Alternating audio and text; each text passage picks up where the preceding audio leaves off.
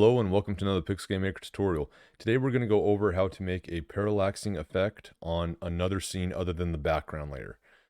So as of right now in Pixel Game Maker, you can go to your scene settings and you can set a background image and then you can have an auto scrolling feature there. But we don't have that in the other scenes. We can scroll them as in like parallax them as you move, but you have no way to make it auto scrolling. And so what we're going to do today is make that happen. So the first thing we need to know is we need to know the size of the resolution. So you can simply go there and see the size of resolution. So this one is 320 by 180. So the next thing is to actually get your parallax image. And you want to make sure that this is a parallax image, meaning that as it goes, it keeps restarting. So it doesn't look like it's ever ending, it just keeps going.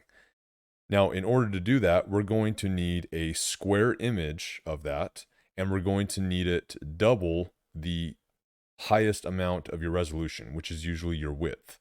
So you're, in our case, 320.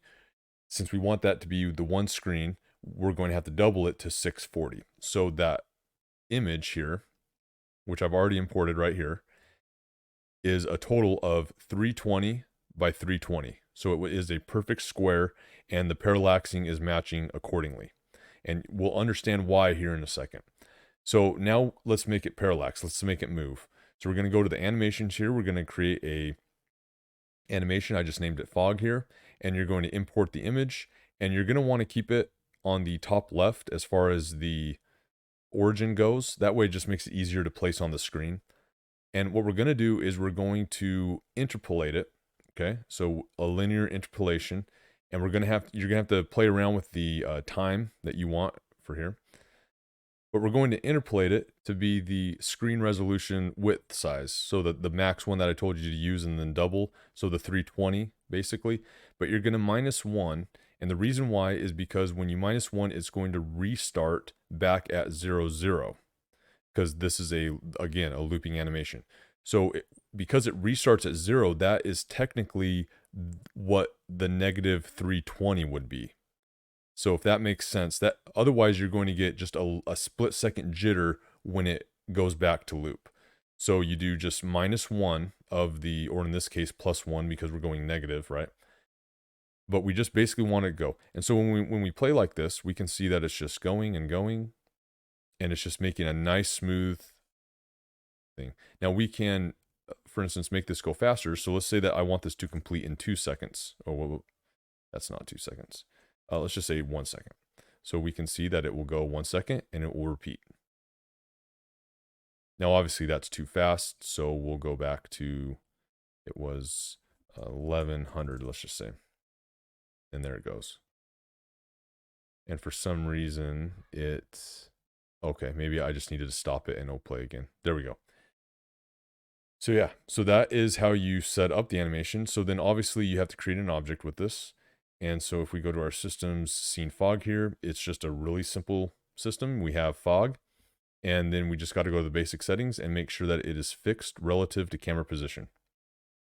So then we can go to the scene right here. Now this is a 1-to-1 scene. So this is going to be very easy to set up. We just place the camera in here. You want to make sure that it is on your top layer though. So when this it placed in the player layer. I want it to be in the above layer. I don't want it to be on the text layer. That is where the text background comes. Again, every game is a little different. And I don't want it to be on the HUD layer. I want it to just be over to the map. And then we're just going to zero this out, and that makes it very easy as far as that goes. So now when we play test here, we see that it's working pretty well. All right, so now when we go down here, we can see that this is going to be a 2x2 scene, but we have no fog going. So let's put the fog on that scene. We can go here. Now, here's the key. This is the key on where you need to place this. So let's say in here, it's going to be the same spot. Okay, and then I need to put it on the player layer right here. Or no, not the player, the overlay layer. And the reason why this is the same spot is because this is where the camera is, okay? But let's say that the camera, for some reason, was over on this half. So let's say the X was at 320, all right? this would not work. Matter of fact, if we go in here, we can see that as we go down, it's going to start disappearing off the screen. See? Start disappearing. And that's because we still have this set at the 0, 0 of this coordinate. We want the 0, 0 of the camera is what we actually want. So what we would have to do is go back to fog scene, and we would have to move it to be exactly equal to the camera. And now this would work appropriately. And then it would even work as you move along. Now, most of the time you won't have to worry about this because most of the time your cameras are zeroed out. So you would hardly have to worry about this.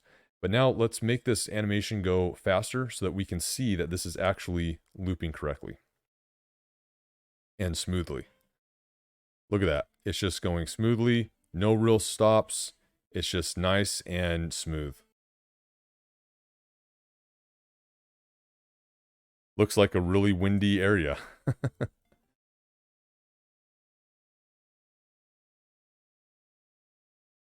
So yeah, anyway, hope that makes sense. And if there's any questions, you can contact us, Steam, email, Discords, get you figured out. And with that said, I will see you at the next video.